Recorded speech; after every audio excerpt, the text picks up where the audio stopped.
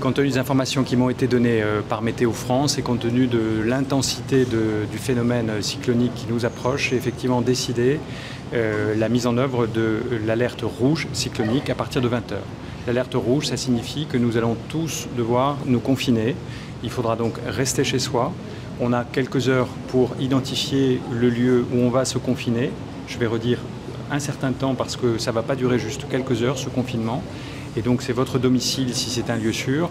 Et sinon, il faut que vous identifiez l'endroit où vous souhaitez être hébergé, chez un proche, chez un voisin, dans de la famille. Mais il faut l'avoir fait avant 20 h.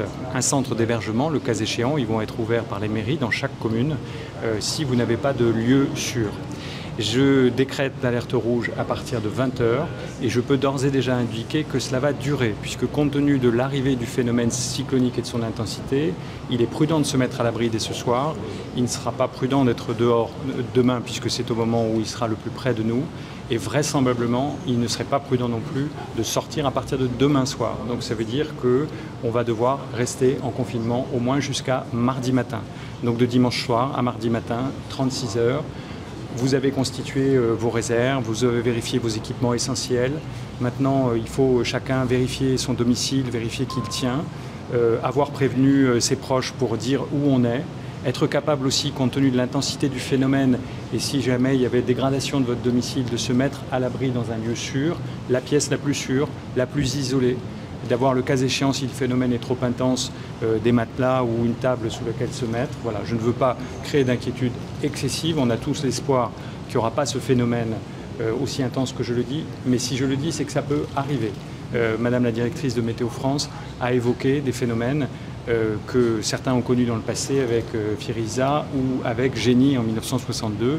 Donc on ne dit pas ça pour jouer à se faire peur, on dit pour se donner un peu l'échelle de gravité du phénomène qui peut arriver s'il confirme, ce qui est plutôt le cas, sa trajectoire et son intensification. Cette cellule d'information du public, vous pourrez l'appeler à partir de 14 h et elle restera ouverte tout le long de la crise. Ne l'appelez pas pour poser des questions anodines, posez-la quand vous avez besoin d'informations pratiques sur le cyclone.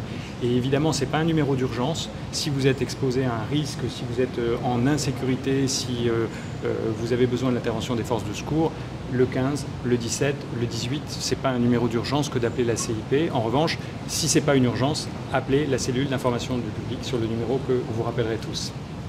Dans notre plan Orsec Cyclone, il y a une étape supplémentaire après l'alerte rouge qui est l'étape violette. Pour faire simple, la seule différence sur l'étape violette, c'est que plus personne ne peut sortir. Pendant l'alerte rouge, à partir de 20 h ce soir, aucun de nos concitoyens ne doit sortir, mais les forces de secours, les forces d'assistance, donc police, gendarmerie, pompiers, les services des routes qui peuvent intervenir pour, en urgence, intervenir à un moment ou à un autre sur une infrastructure, ceux-là peuvent sortir sur mon autorisation. En revanche, en alerte violette, si je la décrète, ça sera sur la base des données que Météo France me donnera, et notamment sur la force des vents. Plus personne ne sort, y compris